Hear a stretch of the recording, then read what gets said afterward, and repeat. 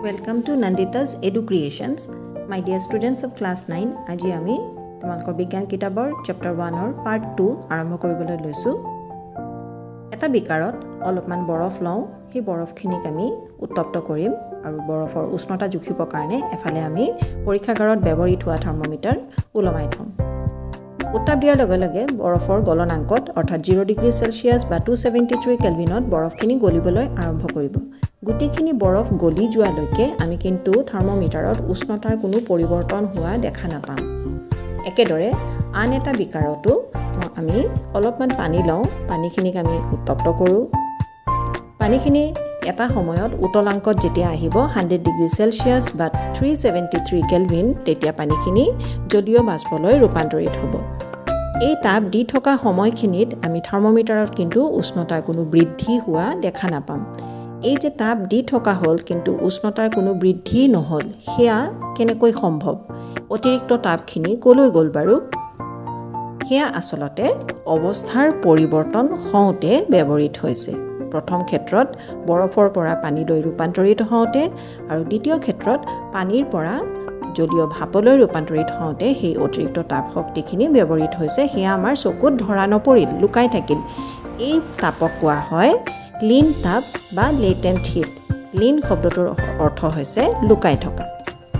এতিয়া এই লিন তাপৰ লগত জড়িত এটা কথা তোমালোকে সদায় মনত থবা যে একেই উষ্ণতাত থকা উতলা পানী আৰু পানীৰ ভাপ দুটাৰ মাজত কোনটোৱে বেছিকৈ পুৰিব জানানে?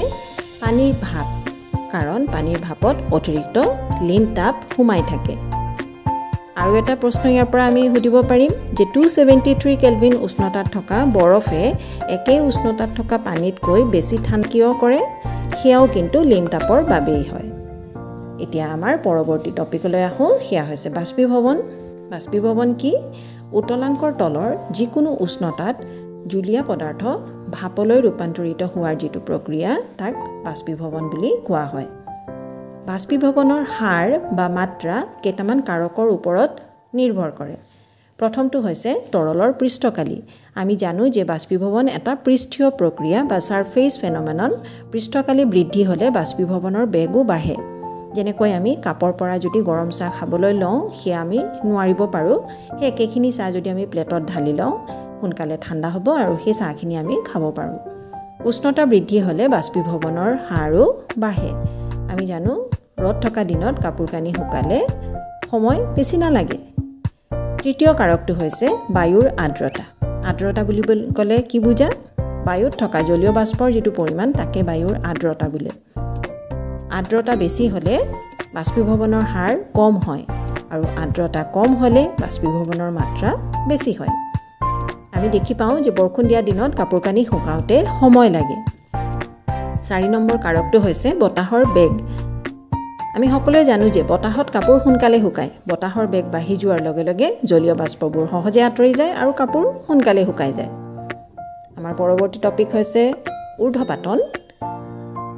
ঊৰ্ধ্বপাতন কোৱাৰ আগতে আমি এটা কথা কওঁ যে কঠিন পদাৰ্থ উত্তপ্ত কৰিলে তৰল হয়, তৰল পদাৰ্থক উত্তপ্ত কৰিলে গেছীয় হয়। এয়া আমি সকলোৱে জানো। কিন্তু এনে কিছুমান পদাৰ্থ আছে যিসকলক আমি যদি উত্তপ্ত কৰোঁ, সেয়া কঠিনৰ পৰা তৰললৈ ৰূপান্তৰিত নোহোৱাকৈ পোনে পোনে গেছীয় অৱস্থাত ৰূপান্তৰিত হৈ যায়। আকৌ চেঁচা কৰিলে গেছীয় অৱস্থাৰ পৰা তৰললৈ ৰূপান্তৰিত নোহোৱাকৈ পোনে পোনে কঠিন অৱস্থালৈ ৰূপান্তৰিত হৈ যায়। এই যে প্ৰক্ৰিয়া, ইয়াক ঊৰ্ধ্বপাতন বুলি কোৱা হয়। আমাৰ চাৰিওফালে থকা বস্তুবোৰৰ মাজত আমি নেপথেলিন আৰু কৰ্পূৰ দেখা পাওঁ আৰু তাৰ বাহিৰেও পৰীক্ষাগাৰত এমনিয়াম ক্লৰাইড নামক এবিধ যৌগ ব্যৱহৃত হয়, যিটো ঊৰ্ধ্বপাতন ধৰ্ম দেখুৱায়। এতিয়া আহোঁ, শুকান বৰফ কি? গোটা কাৰ্বন ডাই অক্সাইড বা ছলিড কাৰ্বন ডাই অক্সাইড, কথাষাৰ শুনিবলৈ বৰ আচৰিত নহয়নে? কাৰ্বন ডাই অক্সাইডটো গেছ, এয়া কেনেকৈ গোটা হ'ব? ইয়াক উচ্চ চাপত সঞ্চিত কৰি ৰখা হয়। যদি গোটা কাৰ্বন ডাই অক্সাইডৰ চাপ কমাই এক বায়ুমণ্ডলীয় চাপলৈ অনা হয়, তেতিয়াহ'লে ই জুলীয়া অৱস্থাপ্ৰাপ্ত নোহোৱাকৈ পোনে পোনে গেছীয় হৈ যায়।